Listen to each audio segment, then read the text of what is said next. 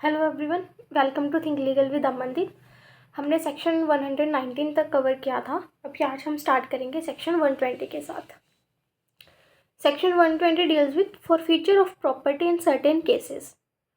तो sub section 1, the court में after considering the explanation if any two the show cause notice issued under section 119 and the material available before it, and after giving to the person affected a reasonable opportunity of being heard by order, record a finding whether all or any of the properties in question are proceeds of crime.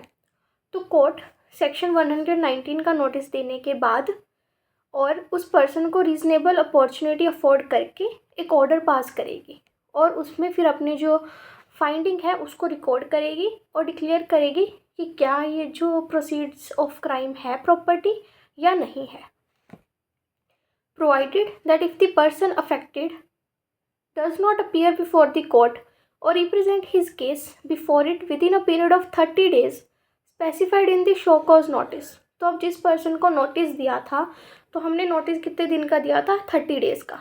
ठीक है, तो अब वो 30 days के अंदर court के सामने appear नहीं हुआ, तो अब कोर्ट क्या करेगी? The court may proceed to record a finding under this subsection ex parte on the basis of evidence available before it. तो कोर्ट के सामने जो मटेरियल एविडेंस अवेलेबल है, कोर्ट उसके बेसिस पर ऑर्डर पास कर देगी। ये ऑर्डर पास कैसे करेगी? Ex parte. Ex parte means कि एक पर्सन को सुना, दूसरे पर्सन को नहीं सुना। ठीक है, तो उसके लिए क्या होगी? Proceedings x Partey. Subsection 2, where the court is satisfied that some of the properties referred to in the show cause notice are proceeds of the crime, but it is not possible to identify specifically such properties। अब court इस चीज़ को लेके तो satisfied है कि ये जो property है ये प्रोसीड्स ऑफ द क्राइम है, बट उस प्रॉपर्टी को हम आइडेंटिफाई नहीं कर सकते कि कितना पार्ट इस प्रॉपर्टी का प्रोसीड्स ऑफ क्राइम है। तो then it shall be lawful for the court to specify the properties which to the best of its judgment are proceeds of crime and record a finding accordingly under subsection 1। तो court ascertain करेगी कि इसमें से कितनी property जो है वो proceeds of crime है। ठीक है, जितना प्रॉपरली वो उसको डिसाइड कर पा रही है उतना वो डिसाइड कर लेगी, स्पेसिफाई कर देगी कि इसमें से इतनी प्रॉपर्टी जो है वो प्रोसीड्स ऑफ द क्राइम है। Subsection 3, where the court record a finding under this section to the effect that any property is proceed of crime, such property shall stand forfeited to the central government free from all encumbrances। Okay, तो ये important है। अब तो इन्होंने कहा कि जब भी कोर्ट ने ये फाइंडिंग रिकॉर्ड करी कि जो प्रॉपर्टी है वो प्रोसीड्स ऑफ द क्राइम है, ठीक है, तो जो प्रॉपर्टी कोर्ट ने डिक्लेयर कर दी as being proceeds of the crime, तो वो प्रॉपर्टी क्या है? फॉरफिट हो जाएगी। फॉरफिट क्या? जब्त हो जाएगी। ठीक है, लेकिन किसके फेवर में होगी? तो it shall stand forfeited to the central government. तो स्टेट गवर्नमेंट नहीं है, सेंट्रल गवर्नमेंट है, ध्यान रखना है हमेशा। और ये कैसे होगी? Free from all encumbrances. अब एनकम्ब्रेंसेस क्या होते हैं कि किसी तरह की लाइबिलिटी नहीं होगी उस प्रॉपर्टी के साथ अटैच्ड। फॉर एग्ज़ाम्पल, अगर हमने कोई लोन लिया हुआ है या हमने उस प्रॉपर्टी को कहीं मॉर्गेज रखा हुआ था, चार्ज क्रिएट किया हुआ था, तो वो सारी पेमेंट अब सेंट्रल गवर्नमेंट को करने की ज़रूरत नहीं है। वो property free from any encumbrance without any liability central government के पास फॉरफिट हो जाएगी। ठीक है,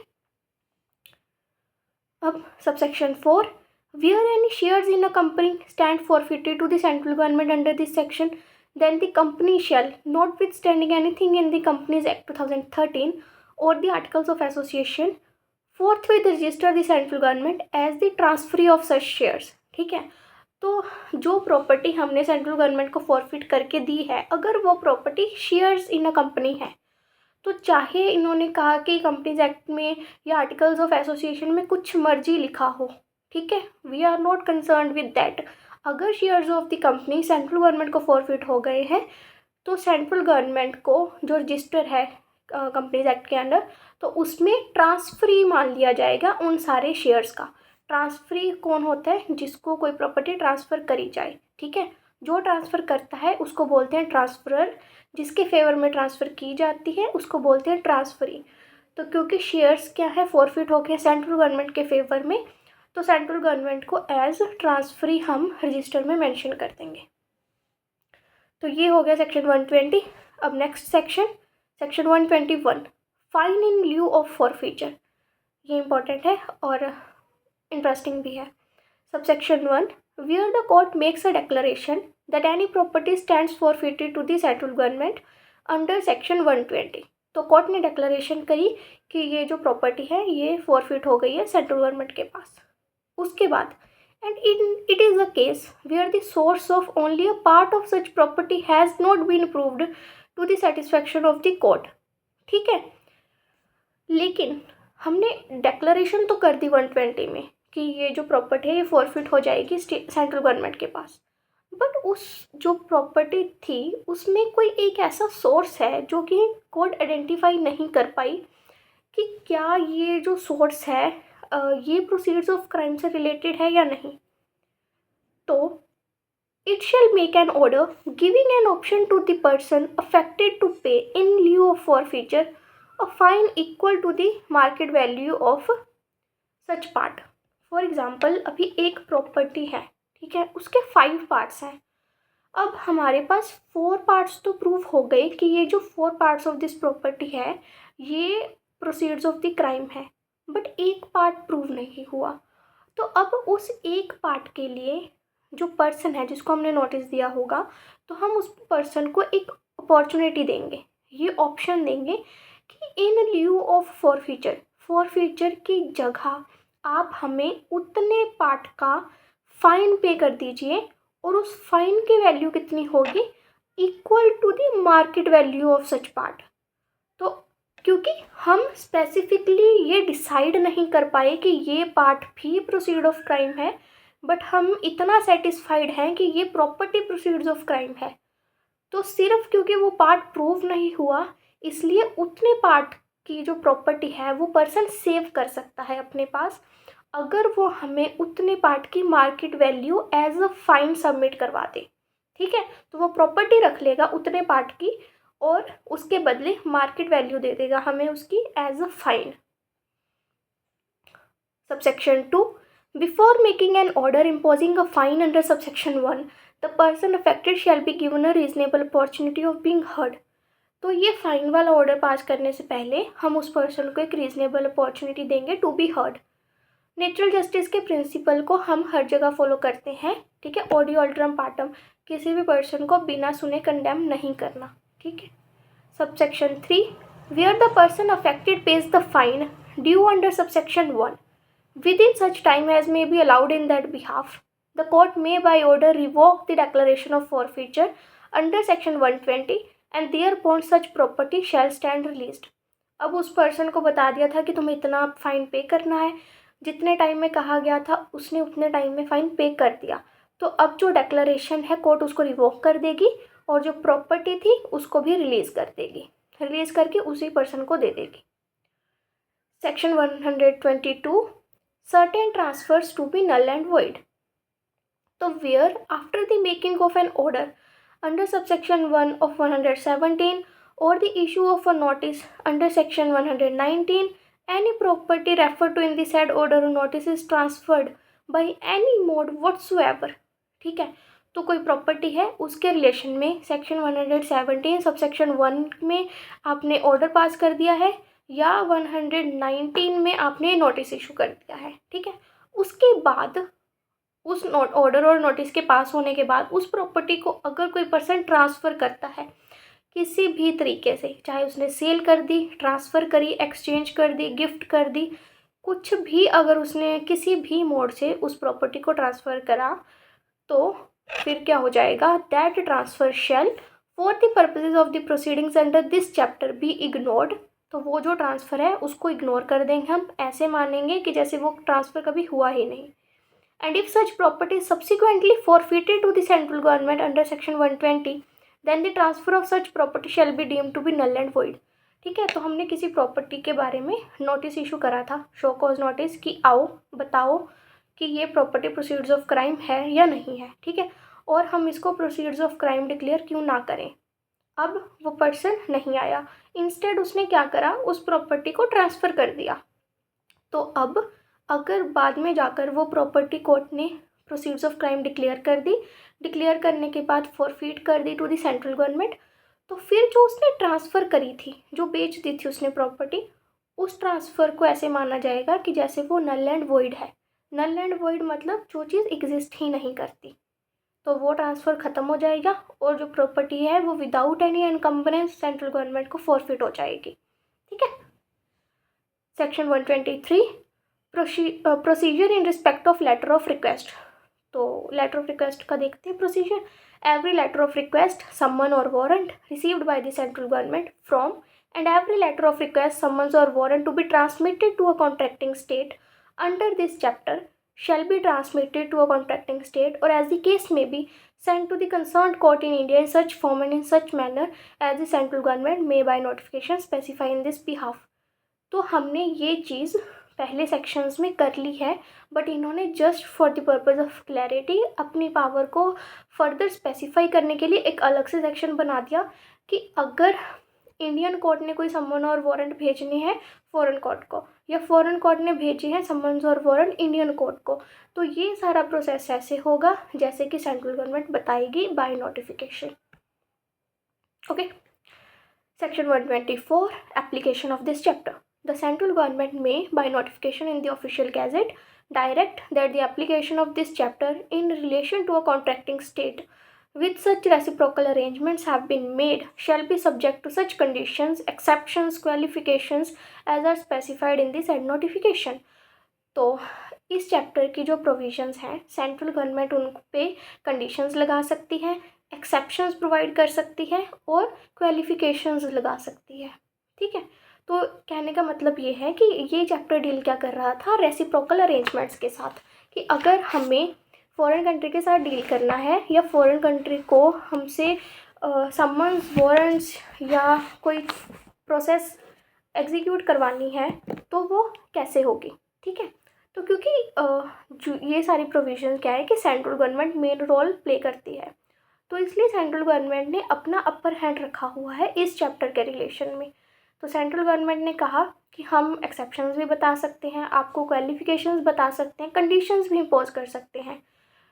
कैसे करेंगे? By notification in official gazette. ठीक है। तो ये हो गया हमारा चैप्टर ख़त्म।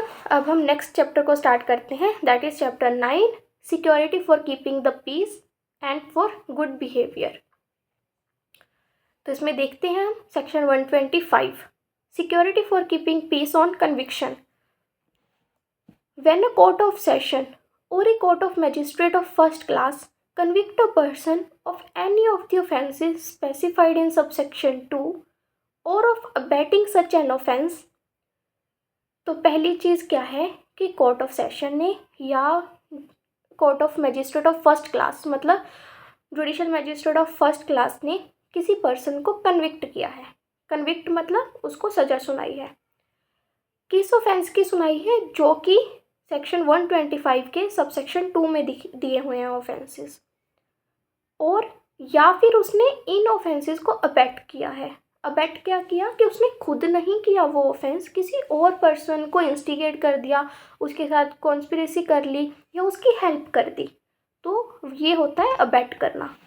अबेट में आप खुद नहीं करते हो वो काम, किसी और पर्सन को बोलते हो कि ये कर दो। फॉर एग्ज़ाम्पल, ए ने बी को कहा कि तुम सी को जहर दे दो, तो बी ने ए के कहने पर सी को जहर दे दिया, तो इस केस में ए कौन होगा? अबेटर होगा। तो चाहे इन्होंने बोला कि हमने कोर्ट ऑफ सेशन ने या judicial magistrate of first class ने किसी पर्सन को कन्विक्ट किया है, या तो उसने खुद ऑफेंस करा हो या उसने अबेट किया हो, बट ऑफेंस कौन सा होना चाहिए? जो कि सबसेक्शन 2 में बताया गया है। इसके साथ साथ and is of the opinion, और जो कोर्ट ऑफ सेशन है या जुडिशल मैजिस्ट्रेट फर्स्ट क्लास है, उनको ये लगता है that it is necessary to take security from such person for keeping the peace. उनको लग रहा है कि इस पर्सन से हमें कुछ सिक्योरिटी लेनी चाहिए कि अब ये पीस को मेंटेन करके रखे। तो द कोर्ट में at any time of passing sentence on such person order him to execute a bond और bail bond for keeping the peace for such period not exceeding 3 years as it think fit. तो court क्या कर सकती है, उससे bond या bail bond भरवा सकती है। किस पर्पज़ के लिए, कि मैं 3 साल तक, मतलब मैक्सिमम पीरियड इन्होंने 3 साल बताया है कि मैं 3 साल तक जो पीस है, जो शांति है, उसको बना के रखूँगा, कुछ भी ऐसा काम नहीं करूँगा जिससे कि पीस डिस्टर्ब हो। तो ये हम क्या कर रहे हैं, ये हम in the interest of public इस चीज़ को, बॉन्ड को एग्जीक्यूट करवा रहे हैं। अगर वो बॉन्ड को फिर फॉरफिट कर देगा, ठीक है, वायोलेशन कर देगा बॉन्ड की या बेल बॉन्ड की, तो फिर हम उसको उस ऑफेंस के लिए अलग से प्रोसिक्यूट कर लेंगे। तो अब हम देखते हैं सबसेक्शन 2 में कि वो कौन सी ऑफेंसेस हैं जिनकी कन्विक्शन पर कोर्ट 125 के बॉन्ड भरवाएगी। Subsection 2, the offences refer to in subsection 1 are, पहला, any offence punishable under chapter 9 of Bharatiya Nyaya संहिता 2023। तो चैप्टर 11 है भारतीय न्याय संहिता का। तो chapter 11 deals with offences against public tranquillity, मतलब जिसमें हम अनलॉफुल असेंबली की प्रोविजंस पढ़ते हैं, वो चैप्टर है। बट इसमें कौन सी ऑफेंसेस इंक्लूड नहीं होंगे, तो इसमें सेक्शन 193 सबसेक्शन 1, 196 एंड 197 नहीं होंगे, ठीक है। तो 189 से लेकर 197 चैप्टर है जो डील करता है, और उसमें से आपको 3 ऑफेंसेस निकाल देने हैं, ठीक है। तो ये जो 3 सेक्शंस है, इनकी कन्विक्शन के ऊपर हम बॉन्ड या बेल बॉन्ड नहीं भरवाएंगे। फिर नेक्स्ट ऑफेंस है, any offence which consist of और इंक्लूड्स असॉल्ट और यूजिंग क्रिमिनल फोर्स और कमिटिंग मिसचीफ। अगर किसी पर्सन को हमने असॉल्ट के लिए कन्विक्ट किया, या क्रिमिनल फोर्स के लिए किया, या मिसचीफ के लिए किया, तो हम उससे बॉन्ड भरवाएंगे। फिर any offence of criminal intimidation, किसी ने क्रिमिनल इंटिमिडेशन करी, सेक्शन 351। फिर any other offence which caused or was intended or known to be likely to cause of breach of peace, या कुछ ऐसा ऑफेंस करा जिसके साथ की ब्रीच ऑफ पीस हुई, ठीक है, तो उस ऑफेंस के लिए भी हम ये बॉन्ड भरवा लेंगे। Subsection 3, if the conviction is set aside on appeal और अदरवाइज द बॉन्ड और बेल बॉन्ड सो एग्जीक्यूटेड शैल बिकम वॉइड। अब किसी पर्सन की कन्विक्शन हो गई, उसने कन्विक्शन के अगेंस्ट अपील फाइल कर दी, अपील में जो उसकी कन्विक्शन है वो सेट असाइड हो जाती है, ठीक है, मतलब उसको अक्विट कर दिया जाता है। तो अब जब पर्सन को हमने अक्विट ही कर दिया, ये वो बंदा बाइज्जत बरी ही हो गया, तो उसके बेल बॉन्ड या बॉन्ड को रखने का क्या फ़ायदा। तो जो उसके बॉन्ड और बेल बॉन्ड उसने भरे थे वो क्या हो जाएंगे, वॉइड हो जाएंगे, मतलब ख़त्म हो जाएंगे। Subsection 4, an order under this section may also be made by an appellate court और by a court when exercising its power of revision. तो मतलब इस सेक्शन में हम क्या ऑर्डर कर रहे थे, कन्विक्शन के ऊपर, कि आप बॉन्ड और बेल बॉन्ड को भरो। तो अगर कन्विक्शन एप्लेट कोर्ट ने या रिविजनल कोर्ट ने करी है, तब वो कोर्ट भी ये सेम ऑर्डर पास कर सकती है, ठीक है। बट एप्लेट कोर्ट और रिविजनल कोर्ट भी कौन सी ऑफेंसेस की कन्विक्शन पे करेगी, जो कि सबसेक्शन 2 में बताए गए हैं, ठीक है। Only in case of conviction and only in case of the offences mentioned in subsection 2। फिर आ गया section 126, security for keeping peace in other cases. तो इनके अलावा अदर ऑफेंसेस भी हैं, उनमें भी तो हमें पीस रखना है। ये तो इतने ग्रेव ऑफेंसेस भी नहीं है जिनके लिए हम बॉन्ड और बेल बॉन्ड भरवा रहे हैं। तो हम देखते हैं कि अदर ऑफेंसेस के लिए हम क्या कर सकते हैं। Subsection 1, when an executive magistrate receive information that any person is likely to commit. अब देखिए, सेक्शन 125 में हम बॉन्ड भरवा रहे हैं जब उस पर्सन को हमने कन्विक्ट कर दिया है, उसको सज़ा दे दी है हमने। सेक्शन 126 में हम जो बेल बॉन्ड भरवा रहे हैं उसमें अभी कन्विक्शन नहीं हुई है, हमें शक है कि वो पर्सन ब्रीच ऑफ पीस कर सकता है। तो ये सेक्शन क्या है, ये प्रिवेंटिव मेजर है, कुछ होने से पहले ही हम प्रिवेंट कर रहे हैं कि ब्रीच ऑफ पीस ना हो जाए, ठीक है। तो एग्जीक्यूटिव मैजिस्ट्रेट को इन्फॉर्मेशन मिली कि कोई पर्सन है जो कि ब्रीच ऑफ पीस या पब्लिक ट्रैंक्विलिटी को डिस्टर्ब करने वाला है, या कोई रॉन्गफुल एक्ट करने वाला है जिससे कि ब्रीच ऑफ पीस हो सकता है, या जो पब्लिक ट्रैंक्विलिटी है वो डिस्टर्ब हो सकती है, और एग्जीक्यूटिव मैजिस्ट्रेट को लग रहा है कि there is sufficient ground for proceeding. तो एग्जीक्यूटिव मैजिस्ट्रेट क्या करेंगे, in the manner hereinafter provided require such person to show cause why he should not be order to execute a bond और bail bond for keeping the peace for such period not exceeding 1 year as the magistrate think fit।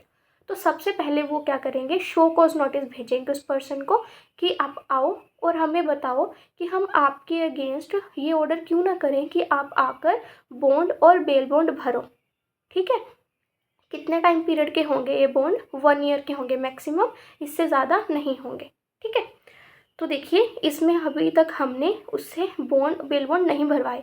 हम सबसे पहले उसको show cause notice देंगे, एक opportunity देंगे ताकि वो आके बताए। ठीक है, क्योंकि अभी तक उसने कुछ किया नहीं है, he is likely to commit, executive magistrate को लग रहा है। ठीक है, तो हम अपनी अजम्पशंस पे पहली बार में सीधा ऑर्डर नहीं करेंगे कि बॉन्ड और बेल बॉन्ड आके भरो। फिर देखते हैं सबसेक्शन 2 क्या कहता है। Proceedings under this section may be taken before any executive magistrate when either the place the breach of the peace or disturbance is apprehended is within his local jurisdiction or there is within such jurisdiction a person who is likely to commit a breach of peace or disturb the public tranquility or to do any wrongful act। तो जिस place में लग रहा है कि breach of piece होगा, वहाँ के जो भी एग्जीक्यूटिव मजिस्ट्रेट होंगे वो इन प्रोसीडिंग्स को इनिशिएट कर सकते हैं। ये सिंपल है। फिर आ गया section 127, security for good behaviour from persons disseminating certain matters. तो देखिए हमने 125 एंड 126 में कौन से सिक्योरिटी देखी है, सिर्फ पीस मेंटेन करने की। अब यहाँ पर 127 में हम जो देख रहे हैं that is for good behaviour, कि आपको जो बिहेवियर है वो अच्छा रखना है आपको। Subsection 1, when an executive magistrate receives information that there is within his local jurisdiction and any person who within or without such jurisdiction, executive magistrate को इन्फॉर्मेशन मिली है कि उसके जुरिस्डिक्शन में ऐसा पर्सन है जो कि उसके जुरिस्डिक्शन में या उसकी जुरिस्डिक्शन से बाहर क्या कर रहा है। First, either orally or in writing or in any manner intentionally disseminates or attempts to disseminate or abets the dissemination of any matter the publication of which is punishable under section 152, 196, 197, 299 of Bharatiya Nyaya संहिता। ठीक है, तो कोई ऐसा person है जो कि orally या in writing disseminate कर रहा है इंटेंशनली। तो देखना यहाँ पर क्या है, मेंजरिया होना चाहिए, इंटेंशनली लिखा है इन्होंने। डिसेमिनेट कर रहा है, डिसेमिनेट क्या कि ट्रांसफ़र कर रहा है, बेच रहा है किसी तरह से भी, या अटेम्प्ट टू डिसेमिनेट कर रहा है, या अबेट किया उसने। तो तीनों चीज़ें, कमीशन भी है, अबेट भी है और अटेम्प्ट भी है, तीनों में से कुछ भी कर रहा है, लेकिन किस मैटर के रिगार्डिंग कर रहा है, उस मैटर के रिगार्डिंग कर रहा है जिसकी पब्लिकेशन को हमने पुनिशेबल बनाया हुआ है, जैसे कि 152 में, 196 में। ठीक है, तो और 197 और 299 इन ऑफेंसेस की अगर मैटर को आप पब्लिकेशन करोगे तो फिर आपको जो एग्जीक्यूटिव मैजिस्ट्रेट है वो बॉन्ड और बेल बॉन्ड भरवा सकते हैं। और दूसरा वो कौन सी चीज़ों की पब्लिकेशन को अबेट कर रहा है, एनी मैटर कंसर्निंग अ जज एक्टिंग और purporting to act in the discharge of his official duties which amounts to criminal intimidation और डेफामेशन। ठीक है, तो किसी भी जज की जो प्रोसीडिंग्स हैं उनके, किसी जज के रिगार्डिंग कोई भी मैटर है या जो उन्होंने अपने ऑफिशियल ड्यूटीज़ में जो काम करा उसके रिगार्डिंग अगर वो किसी भी पब्लिकेशन को डिसेमिनेट कर रहा है जो कि या तो क्रिमिनल इंटिमिडेशन बन रही है या फिर डेफामेशन बन रही है भारतीय न्याय संहिता में, तो उसके लिए भी जो एग्जीक्यूटिव मैजिस्ट्रेट होंगे वो बॉन्ड भरवा सकते हैं। ठीक है, तो पहली चीज़ तो ये होगी कि वो डिसेमिनेट कर रहा था, ये इन दोनों में से कोई भी मटेरियल। दूसरी चीज़ वो क्या कर रहा है, makes, produces, publishes, keeps for sale, import, export, convey, let to hire. ठीक है, any other manner puts into circulation any obscene matter. अगर किसी भी ऑब्सीन मैटर को जो कि सेक्शन 295 ऑफ BNS में बताया गया है उसकी आप सेल करते हो, उसको बेचते हो, लेट टू हायर किराए पर देते हो, इम्पोर्ट करते हो, एक्सपोर्ट करते हो, किसी को कन्वे करते हो, ठीक है, डिस्ट्रीब्यूट करते हो या पब्लिकली एग्जिबिट करते हो, पब्लिक में दिखाते हो उस चीज़ को, या किसी भी ऐसी मैनर में ऑब्सीन मैटर को सर्कुलेशन में लाते हो, तब भी एग्जीक्यूटिव मैजिस्ट्रेट आपसे बॉन्ड और बेल बॉन्ड भरवा सकते हैं फॉर कीपिंग गुड बिहेवियर। ठीक है, तो अब देखते हैं कि कैसे होंगे। And the magistrate is of the opinion that there is sufficient ground for proceeding. हर केस में देखो सफिशिएंट ग्राउंड तो होगा उनके पास, तो सफिशिएंट ग्राउंड है अगर मैजिस्ट्रेट के पास, तो the magistrate may in the manner hereinafter provided require such person to show cause. तो सबसे पहले ये भी उसको शो कॉज नोटिस देंगे कि why he should not be order to execute a bond और बेल बॉन्ड, कि हम उसके अगेंस्ट बॉन्ड और बेल बॉन्ड के ऑर्डर्स को क्यों ना इशू करें। For his good behaviour for such period not exceeding 1 year. ठीक है, कितने पीरियड के लिए बॉन्ड और बेल बॉन्ड होगा, तो मैक्सिमम 1 ईयर के लिए होगा। तो ध्यान रखना कि सिर्फ हम कन्विक्शन के केस में 3 ईयर कर रहे थे, उसके अलावा बाकी दोनों केसेस में जो एग्जीक्यूटिव मैजिस्ट्रेट ऑर्डर करेंगे वो मैक्सिमम 1 ईयर के लिए होगा। फिर subsection 2, no proceeding shall be taken under this section against the editor, proprietor, printer और publisher of any publication registered under and edited, printed, published in conformity with the rules laid down in the press regulation of books with reference to any matter contained in such publication। तो इन्होंने exemption provide कर दी कि अगर कोई editor है, proprietor है, printer है और पब्लिशर है किसी भी पब्लिकेशन का जो कि रजिस्टर्ड है under press and registration of books act, तो उसके अगेंस्ट हम ये प्रोसीडिंग्स नहीं चलाएंगे। उसको नहीं कहेंगे कि आप बॉन्ड्स को या बेल बॉन्ड्स को भरो या शो कॉज नोटिस नहीं देंगे हम उसको। ये हो गया जनरल रूल यहाँ तक, ठीक है, जितना मैंने पढ़ा। अब इसके बाद जो है एक्सेप्ट बाय द ऑर्डर और under the authority of the state government और some officer empowered by state government in this behalf. तो ये हो गई जनरल रूल की एक्सेप्शन। तो जनरल रूल क्या है कि हम एडिटर, प्रिंटर, पब्लिशर के अगेंस्ट जो कि रजिस्टर्ड है press and registration of books act के अंडर, उनके अगेंस्ट ये प्रोसीडिंग्स इनिशिएट नहीं करेंगे। बट एक केस में कर सकते हैं, अगर स्टेट गवर्नमेंट ने ऑर्डर करा है या स्टेट गवर्नमेंट ने किसी और पर्सन को एम्पावर्ड कर दिया, तो उस पर्सन ने ऑर्डर करा है। ठीक है, तो only with the order of the state government और the person authorised by the state government हम एडिटर, प्रिंटर के अगेंस्ट भी ये प्रोसीडिंग्स को इनिशिएट कर सकते हैं। ठीक है, अब उसके बाद बाकी हम कल कर लेंगे, ठीक है, क्योंकि आज काफ़ी टाइम हो गया है। फिर आई होप आपको समझ आ गया होगा। और एक और चीज़ कि अगर आपको मैं अभी सोच रही थी कि किसी एक शॉर्ट एक्ट की भी हम जो सीरीज़ है वो साथ में स्टार्ट कर लें। ठीक है, क्योंकि हमारा BNSS क्या है कि ये मेजर एक्ट है, तो इसमें अभी हमें काफ़ी टाइम लग जाएगा इसको ख़त्म करने के लिए। तो इसके साथ हम कोई माइनर एक्ट उठा लेते हैं, तो उसकी भी हम साथ में वीडियोस अपलोड करनी स्टार्ट कर देंगे। तो I would request some suggestions. आपको जो भी माइनर एक्ट है जो कवर करना है, तो आप अपनी सजेशंस बता सकते हैं कमेंट्स में, और फिर हम उसको अकॉर्डिंगली उसको स्टार्ट कर लेंगे with in few days. So thank you so much guys, that's it for today.